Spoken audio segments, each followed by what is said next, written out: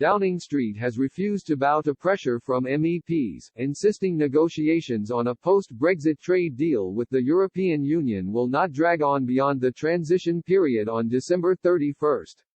MEPs in the European Parliament want a deal to be agreed by Sunday, warning if this deadline is not met, they will be unable to fully scrutinise any agreement properly before a vote ahead of the transition period deadline.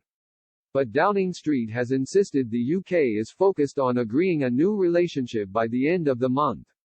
Boris Johnson's spokesman said, "We want to get our relationship agreed by the end of the month, whether that's an FTA or we leave on an Australia-style, WTO terms.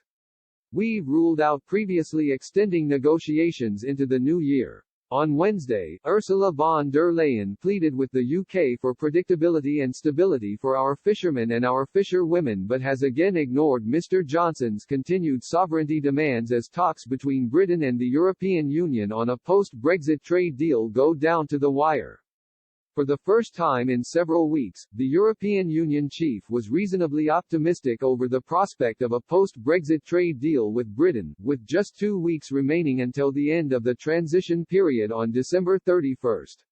She told the European Parliament on Wednesday, "As things stand, I cannot tell you whether there will be a deal or not. But I can tell you that there is a path to an agreement now. The path may be very narrow, but it is there." Ms. von der Leyen also hailed a big step forward in agreeing a strong mechanism on non-regression, which would ensure that our common high labor, social and environmental standards will not be undercut. However, she admitted, difficulties remain on the question of how to really future-proof fair competition. Fisheries also continue to be a huge stumbling block and are seen by many as the one major issue that could collapse trade talks altogether and result in a no-deal outcome for both sides.